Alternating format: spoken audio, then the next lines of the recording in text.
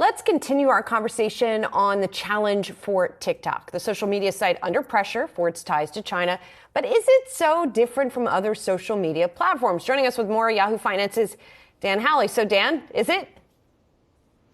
Well, Julie, it really depends. For the most part, no. I spoke to a number of experts in the cybersecurity space, and really, what it comes down to is this app is collecting similar data to Meta, to Twitter, to Snap. Any social media platform, or most apps out there are collecting these huge amounts of data. For the average person, what does that mean for TikTok? Nothing really. The idea is that, well, as we just heard Senator Warner worrying about propaganda. Well, they kind of already do that on Facebook or Twitter as well.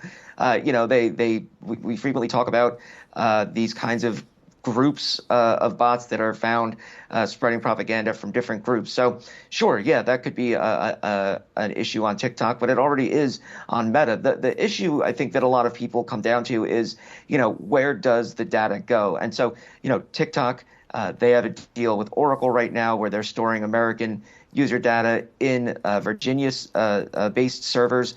Some are still in Singapore for backups, but they're shutting those down. And so when you talk to or you hear politicians talk, they say, look, this data can be easily accessed by the Chinese government because the Chinese government can just force companies to do that. That's just part of doing business in China. But for the average American, that really doesn't mean much. There's fear that, sure, there could be, I guess, blackmail down the line. I think that the real information, though, is, easily scraped from other sites, publicly available information from your profile on Facebook or Instagram or Snap or Twitter. That's easily scraped by countries, and they would be able to pull the same kind of data that you would post on TikTok. If you're the type of person that's in a very sensitive position, though, someone like a political dissident or in a potentially protected group of people, then that's where the problem comes in, because TikTok can quite literally provide real-time breadcrumbs to your location for China. So that's just how apps work. Same thing with Facebook. But the fact that China has access to that means that they could easily track certain people. So for the average person, this really isn't that big of a deal. But for people who are in more sensitive protected groups or who are political dissidents, then that could be something to worry about. And you would think that knowing that China basically can get access to TikTok if they wanted to, well, you wouldn't use that app.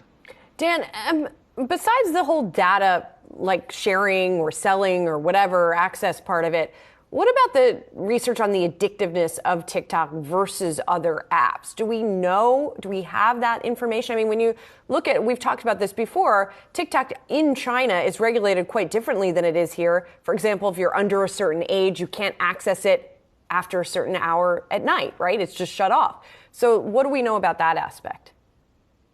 Yeah, and there are other laws like that in China that are seemingly, draconian, where, there's rules where, you can't play video games past a certain amount of time, depending on what age you are, regulating basically, societal behavior. But when it comes to the addictiveness of something like TikTok, that's comes down to their algorithm and what they have to offer. It's what people, companies want to try to emulate. We're seeing that from Meta. What they're doing with Reels right now. They're trying to emulate the TikTok algorithm. So clearly, there's a stickiness to it, we could say, that kind of supersedes whatever Meta or Twitter or Snap have to offer. And now they're coming through with Reels to try to emulate that. And, according to Meta, they're doing a good job of getting more and more people to use that service. So it looks like Meta is catching up. And so the addictive nature of them may be, parallel at some point. And Dan, when we think about TikTok, it's a tech company, and a lot of the crackdown in China has been focused on those tech companies, always going back several years to the disappearance of Jack Ma, which I think was in 2020. Has that spread into other areas, and is that something that investors are concerned about? Yeah, for TikTok, I don't necessarily think, that's going to be a broader issue. I think, they're very much following the government's kind of mandate providing data if they're asked. If you ask people at TikTok, they'll tell you that, if U.S. user data has never been requested, and frankly, they probably just don't want, my user data, right? I'm just a guy who's looking at cat videos and stuff. So they probably don't want that kind of information.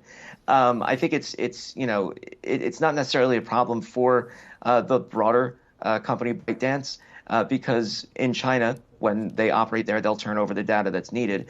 So I don't think that that's going to be a problem for them now. May your cat videos never present a problem for you in any way, Dan Howley. Thanks so much for doing this.